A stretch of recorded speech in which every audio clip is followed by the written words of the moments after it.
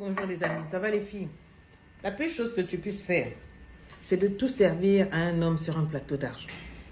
C'est le meilleur moyen de l'emmener à te détester. Écoute-moi très bien, écoute très bien cette vidéo. Tu devrais la sauvegarder et la partager à tes copines. Un homme travaille en mode égo. Un homme a un petit orgueil masculin caché quelque part. Et il est fait comme ça. Il est fait pour naître, travailler, se battre dans la vie.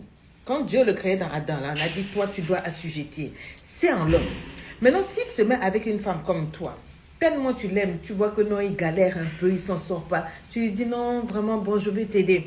Tiens, voici les clés de la voiture. Voilà, c'est pas à peine que tu te fatigues pour acheter une voiture. Hein. Viens seulement habiter chez moi.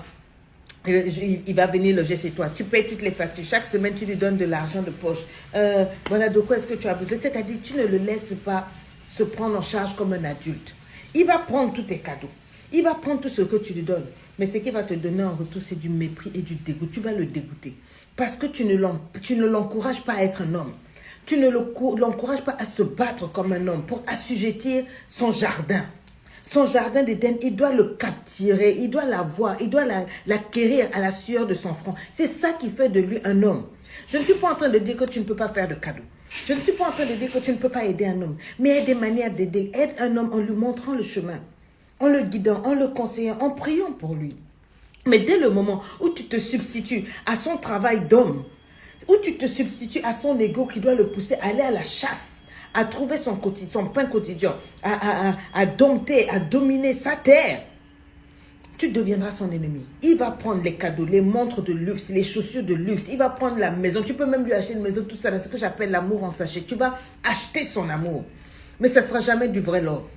Il va t'en vouloir et il deviendra un homme avec une femme qui va le prendre tel qu'il est et qui va le pousser à man up.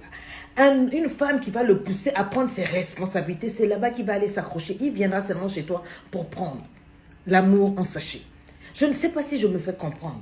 Donc vous, qui dès que vous entrez en relation avec un homme, vous voulez jouer les mamies gâteaux, les oreilles, ce que j'appelle les oreilles, c'est-à-dire le féminin de Zorro. Tu veux sortir ta cape, tu veux le soigner, tu veux le blesser. Laisse-le être un homme. Laisse-le guérir, laisse-le se soigner, laisse-le se battre. Une fois qu'il a atteint son level, à ce moment-là, tu peux maintenant l'accompagner. Vous êtes au même niveau, vous pouvez avancer. Mais tu ne peux pas tirer quelqu'un qui est en train de se noyer quand toi-même tu ne sais pas nager. Au nom de l'amour. Cette vidéo devrait faire le tour. Si une femme est assez intelligente pour s'asseoir, elle va méditer sur ce que je suis en train de dire là. Il y a beaucoup de vérités cachées qui font qu'aujourd'hui tu es seul. C'est pour ça que les hommes ne restent pas avec toi. Tu es tellement needy que dès qu'il vient dans ta life, à peine arrivé, non, voilà, je vais faire, il te dit, ah, je n'arrive pas à ça. Tu vas aller toucher tes connexions là-bas pour lui trouver un travail. Tu vas aller faire ceci pour qu'on lui donne cela. Intervenir, passer, faire intervenir ta famille, etc. À la fin, il va rester avec toi simplement parce qu'il y a l'intérêt. Mais ne t'étonne pas que le vrai amour de sa vie va se cacher quelque part dans les paillations derrière. Elle n'aura même pas ton niveau, ni ton level. Mais c'est là-bas qu'il va aimer parce qu'avec elle, il se sent homme. Il se sent homme qui se bat, qui pourvoit, qui est responsable. Un homme qui fait quelque chose. Il ne faut pas casser vos hommes. Mettez-vous à votre place.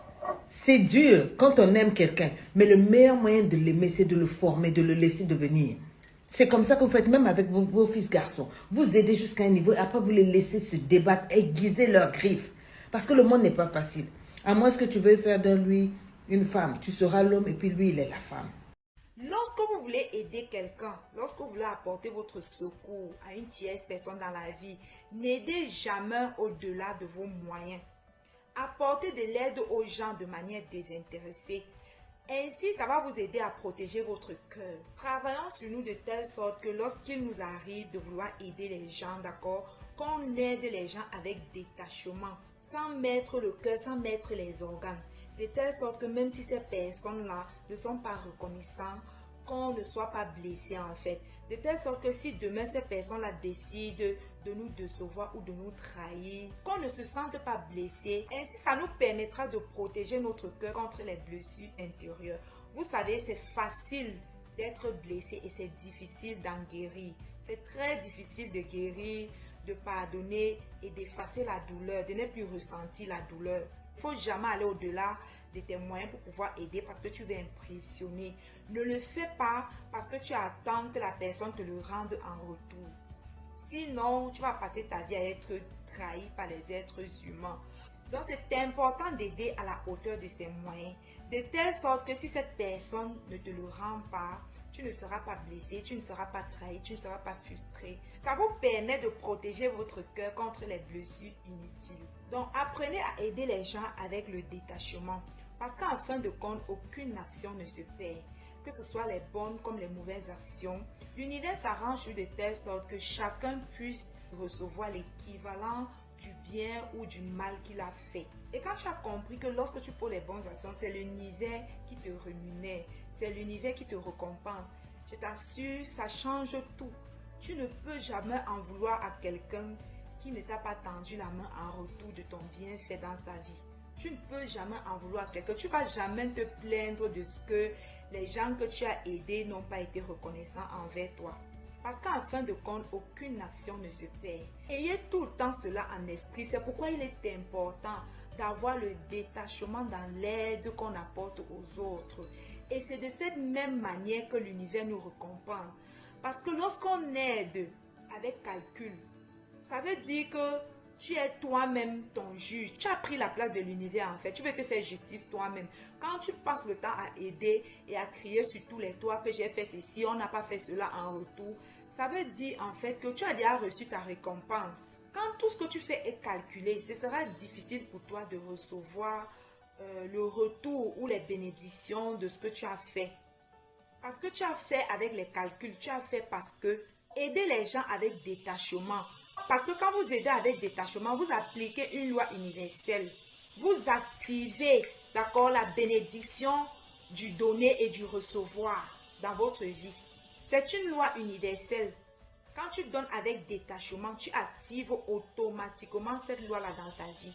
Ça veut dire que même si la personne n'est pas reconnaissante, l'univers va te récompenser. C'est une loi, mes amis. Dieu ne faillit pas. Les lois universelles agissent dans nos vies. Donc, lorsque vous faites du bien, ne vous inquiétez pas. L'univers s'arrange toujours à ce qu'on reçoive l'équivalent des actions qu'on a posées, qu'elles soient bonnes ou mauvaises. C'est ce que vous devez déjà comprendre.